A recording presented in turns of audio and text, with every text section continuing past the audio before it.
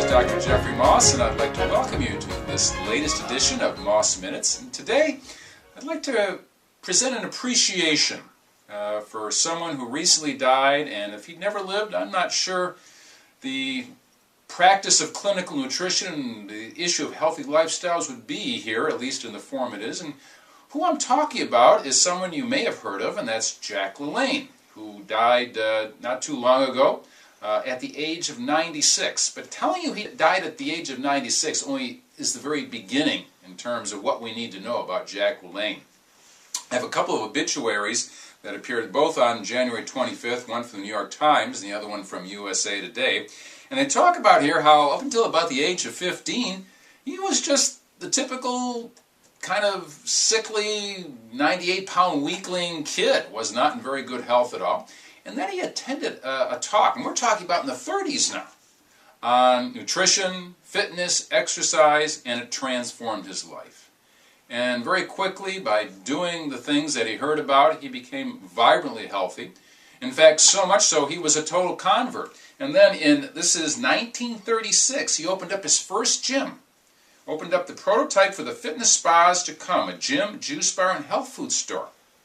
And of course, this is 1936 now. People thought I was a charlatan and a nut. You know, he was a real radical in those days. And then went on, though, with the advent of television, now about 15 years later, we're talking about 1951, he started a show that I vaguely remember as a kid, and that was the Jack Lalanne Show. And of course, this was the forerunner of all the shows that we see. Jane Fonda, Richard Simmons, he started that. It was a very simple show, using very simple props, very often just a chair. And of course, it was geared mainly to women in those days, who for the most part were at home, live-at-home mothers. And like I said, I vaguely remember watching a few of the shows myself. And of course, this was a whole new thing that began to catch on. And of course, it doesn't stop there. It says here he invented the forerunners of modern exercise machines like the leg extension and pulley devices. He marketed a power juicer to blend raw vegetables and fruits and a glamour stretcher cord, and he sold exercise videos and fitness books. But what really made Jack Lalanne really interesting, and I think a fascination to all of this, is what happened as he aged. At 60, he swam from Alcatraz Island to Fisherman's Wharf, handcuffed, shackled and towing a 1,000-pound boat. At 70, handcuffed and shackled again, he towed 70 boats, carrying a total of 70 people, 1.5 miles through Long Beach Harbor. And as he aged, you don't have to have the decline that we all think is normal. Now, one of the things that is interesting about Jack Lalanne, and of course, to me in particular, because I make my living off of supplements, while he did have some involvement with supplementation, that wasn't his main message. In the USA Today obituary, they say, this is what he said on his show: "Exercise is king, nutrition is queen," Jack Lalanne would tell his viewers. "Put them together and you've got a kingdom." He said that on his shows. So, what does that mean? Well, I think one of the things it means is we have to look at supplements, as is often promoted, as an insurance policy. Take it with your usual lousy diet and a lousy diet, and it'll help you live a long life. Well, I've said this before, and I want to say it again. This doesn't appear to be true, as evidenced by Jack Lalanne. And we look at how he died. Vibrant, lively, enthused, up until 96 years of age. Well, he got sick. He got a respiratory failure resulting from pneumonia, and he died at 96. Isn't that the way we all want to go? And so while there certainly is a place for supplementation, and I've said this before, I think where supplementation comes into play is when things happen. We get sick, we get hurt, we're under extra stress, we don't get enough sleep, sometimes we don't eat as well as we could.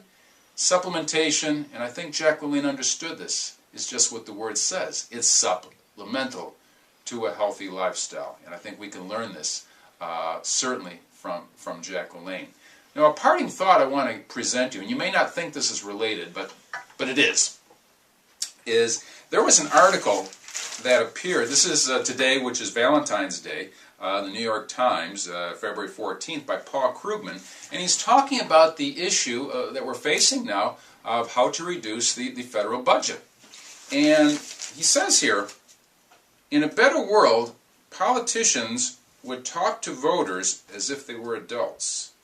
And then he goes on to say, they would then explain that solving that long-run problem requires two main things, and one of them, he says here, reining in healthcare costs. So yes, I think Jack LaLanne certainly presented a model of how we should live, how we can live a healthy, vibrant, happy life to a very extended time frame, well into our 90s.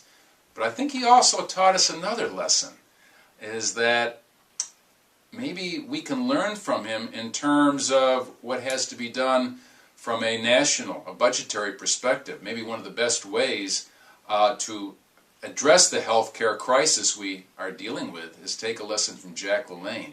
Take care of yourself so that you don't require the services in the first place.